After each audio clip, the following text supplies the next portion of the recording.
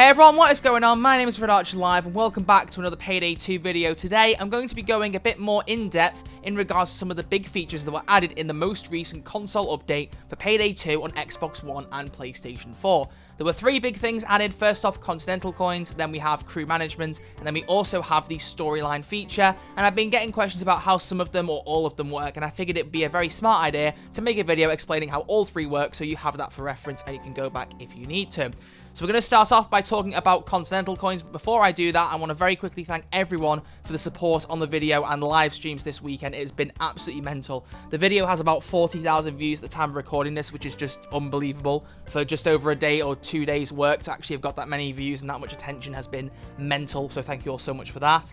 For all the donations and the viewers and the support and the likes on the live stream as well, that was all phenomenal as well. Thank you all so much for that. I hope you guys enjoyed this video as much as you've enjoyed all the stuff so far, and it's going to be the last video I make before my exam starts, so I'm going to try and make a pretty good video out of this one. But without further ado, thank you for all the support, but let's get in and talk about Continental Coins first. So, as some of you will know who have seen the John Wick films, Continental Coins are used in the John Wick movie franchise as a kind of currency to buy certain services, etc. in the underground assassin world. And after Overkill have done a few deals with the John Wick producers and creators, etc. to add John Wick into the game, some weapon packs, some heists, etc. and Payday 2 is referenced in John Wick 2 as well. So after they had the little deals going here and there, the next step in their deals was to add this currency into Payday 2 for us to earn and use for our own Payday needs. Continental Coins have a few more uses on PC. They're used mainly for safe house upgrades when you have the new safe house, which unfortunately we still don't have, but there are still a couple of things we can use with Continental Coins to help further our Payday goals. But before we talk about how you can use the Continental Coins, let's talk about how you can actually earn them. So first off, every 500,000 XP you earn will grant you one coin. It will not tell you you've got one.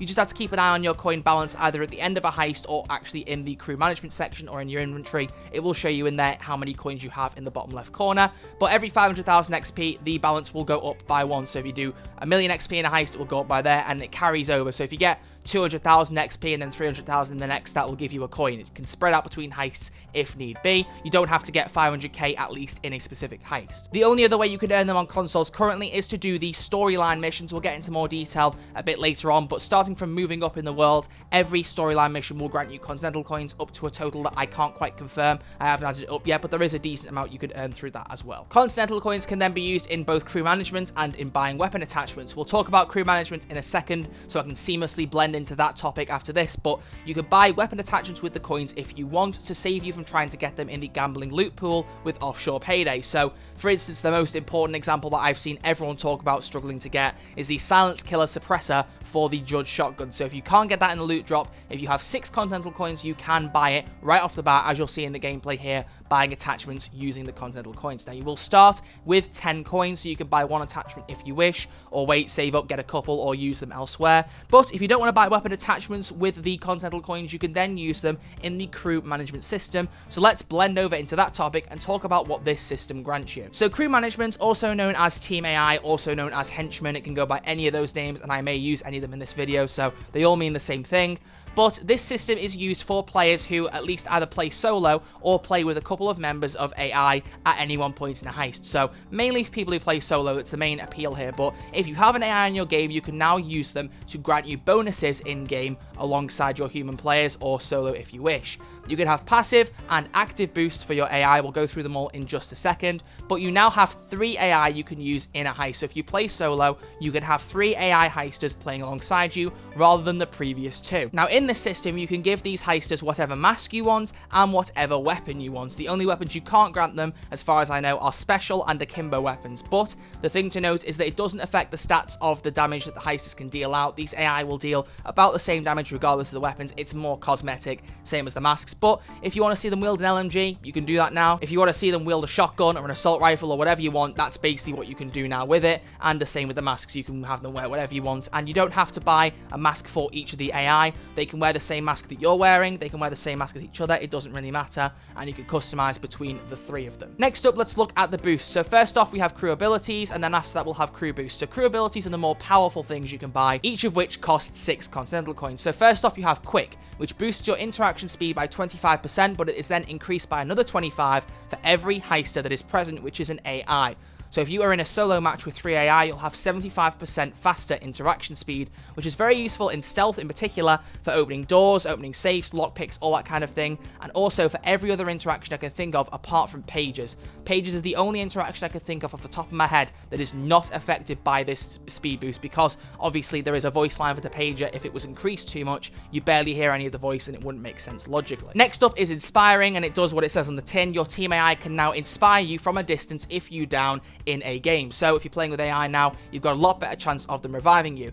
At base, this is every 6 minutes, but for each AI you have present, it can reduce down to 2 minutes. So if you have 1 AI heister in your game, it will be every 6 minutes recharge. If you have 2, it will recharge every 4 minutes. And if you have 3, it'll be every 2 minutes. And there's no limit to how many times it can be used. It's literally just, it'll recharge constantly right through the heist. There's no cap as to how many times it can be used in game. Next up, you've got Sharp Eye, which increases your ammo pickup by 20%, and that is increased again by 20 for each other AI present, so up to a total of 60%. This goes very well fully loaded. As far as I know, the two of them don't stack, so if you want to get some really good ammo pickup, this is a good skill for you. And then finally, we have Piercing, which allows Team AI to pierce through armor and shields with whatever weapons you have. It doesn't have to be snipers, and I'm pretty sure if you use snipers at base without this skill, they won't pierce shields or armor, so you need to have this skill if that's what you want them to accomplish. Now, 3 of these 4 abilities can be equipped to each of your specific AI in the game. What I will say though is, as each AI disappears, each of these abilities will disappear with it. So you need to prioritize which one you want most into loadout 1. Loadout 1 is the AI that will stay there if you have 3 human players and 1 AI.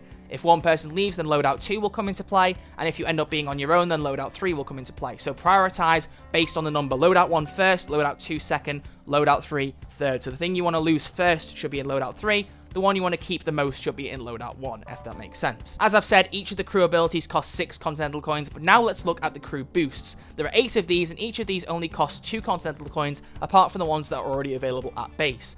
So first off, we have Reinforcer, which increases players' health by 60. We then have Protector, which increases players' armor by 30. We then have Distractor, which increases players' dodge by 5. We have Invigorator, which then increases stamina by 50, and the armor speed penalty is reduced by 50%.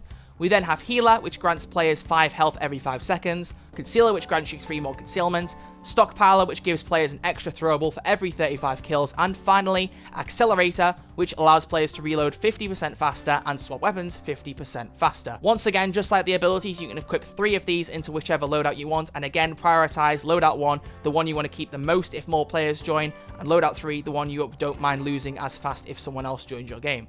The final thing to note is at the bottom, you can pick which AI are actually in the game at any one time. You can leave it up to the dice roll if you want, but if there are 3 AI you'd like to see in the game, then you can order them just like you would order your preferred character in the game as to who you want to play actually in Heist. So same rules apply there. You can go in, pick who you want, and go from there. But if you don't want to, leave it up to chance as it's always been. Finally, let's talk about the storyline feature. Now, you'll see now on CrimeNet that it's a bit more streamlined how you can access some of the icons on CrimeNet. It's ordered in the top left corner, and it's actually collapsible. If you click CrimeNet shortcuts or CrimeNet offline, it'll flick on and off, or CrimeNet online if you're online. I'm looking at offline at the minute. Point being, you can click between the basics, storyline, contract broker, contract database, offshore payday, and gauge. All of these were here before. Most of you should know how they work by now, except for storyline. Now, the way storyline works is it gives you a specific task to accomplish in-game, and when you do it, it gives you either cash, XP, or for the majority of the time, Continental Coins. The way that it works is that starting at the basics and going all the way up to the mission Time to Show Off, which is the first 7 missions in storyline,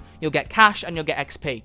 But starting from moving up in the world, the payout will be changed into Continental Coins, which I think is 6 for moving up in the world, and then every mission afterwards I think is just 3. That's how I believe it works. So every time you do one of the missions, you'll get this kind of payout. And the way it works is it gives you a specific heist or multiple heists to do for a task, or sometimes it'll say reach a certain rank. So reach rank 25, or complete a bank heist, or complete 3 armored transport heists and a train heist. I will actually remind people as a little pro tip that I've just learned, there is a mission that requires you to do armored transport heist. I don't quite know the name of it, but in order to do that, you need to do 3 armored transport heists and the train heist. The thing to remember here is the train heist actually does count as one of the 3. It's not do 3 base heists and the train heist. If you do the train, that counts as one of the 3, so that can save you time. I didn't know that the first time I went in, but I did it with a friend and I found out that way, so worth noting for anyone who wants to do that. But when you're in here, you'll see that there is an option to press Y and it will start the heist that it's asking you to do. Now, the problem with that is it will only start it at the lowest difficulty you can possibly run it, and you can't change the difficulty in that menu. It will say, for instance, complete Hotline Miami on very hard or higher. If you press Y, it will take you straight into it on very hard. You can't pick a difficulty higher. The thing to remember is you don't have to trigger it through storyline. If you go straight into CrimeNet and pick the heist on any difficulty that applies, it will still count you as doing the heist. As long as you're in it at the start and you don't leave or disconnect right through to the end, then you will have completed the heist and you don't have to pick it through storyline. So if you want to do it on Mayhem, Death Wish, Death Sentence, whatever you want, pick it on that difficulty and it will count. It is very important that I stress that, because some people have been asking how you can get it to play it on other difficulties. It's just as simple as that. But there is one slight problem with the storyline feature, as a lot of us have learned. I was told this on my stream yesterday and I've now finished storyline, so I can see this as well. After you've done the mission shipping fees, which gets you to complete the Scarface Mansion heist, you get the next mission in storyline called What We Do Best, and it's tasked with getting you to gain 20 crime spree levels.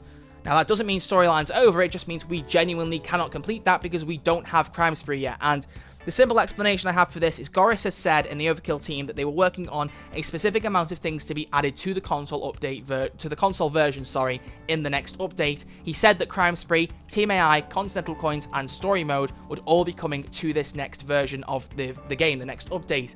Now, as we can tell, 3 of those things were added. They're the 3 things I've talked about, but Crime Spree didn't come over, and I'm guessing it might have been a bit of a lack of foresight on Overkill's end, not realised that they actually needed to have that as an objective, or purely they've left that in there to say, well, there's your teaser, Crime Spree will be out soon, you'll be able to continue. For now, enjoy what you can of storyline. I don't know.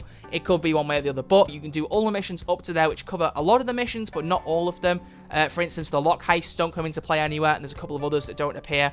The classics don't, but that makes sense. They didn't need to be in the storyline. They're not part of Payday 2's campaign, but up to that point, you'll have built yourself quite a good stack of Continental Coins to spend on team perks or weapon attachments. But that rounds off all 3 of the features for today's video. We have covered Team AI and crew management, we have covered storyline, and we have covered how Continental Coins can be earned and spent. So that rounds off everything I want to talk about in today's video. If you guys have any other questions about this update, feel free to leave them down in the comment section below. I might make more videos on stuff if you guys are interested for me to do so. But next time, I'll be talking about when the next update will drop and what will be in it. That's my next thing. You guys know we've been around by this point. Whenever we get a console update, I update my video, which I call What's Next for Payday 2 on consoles, where I talk about everything we've got up to this point and what's happening next, and why I think out of what's happening next will be in the next update. So expect that video this weekend. I do have exams starting on Thursday. I have one on Thursday and then one on Tuesday and Friday the week after. So videos are going to be scarce. I may not upload this week. If I do, it will be that video, but if I don't, please do understand I will have to take a week off if I need to for exams. It is important. You guys can surely understand that. I don't think I need to emphasize it. As for people asking about more live streams, that live stream at the weekend was a special event purely for hitting this new update and getting the new milestones, and everyone subscribing and everyone wants to know about the update. I wanted to do it for you guys so we can all experience it together. There will be more live streams once I finally upgrade my setup, and judging from the donations I got yesterday, it won't be long till I do that. Soon in summer, I'll have my stream upgrades and we can get back into streaming. But either way, thank you all very much for watching. As always, there's a link to the Patreon account in the description if you do want to support the channel beyond watching the videos. Not expected, but if you do, I'll be very much appreciative of it. Thank you to everyone who is supporting me over there as a patron. On top of that, everyone who supported the live stream by viewing or donating, thank you very much. And to anyone who's just watched the videos and subscribed, thank you all for doing so. But if you have enjoyed this video, as I've said, please do consider giving it a thumbs up. It is always very much appreciated. And if you are new around here, please do consider hitting subscribe, because it is quick, it's free, and I will always love you for doing so. But until then, thank you all for watching. Have a great day. I'll see you all very soon. Until then, guys, take it easy.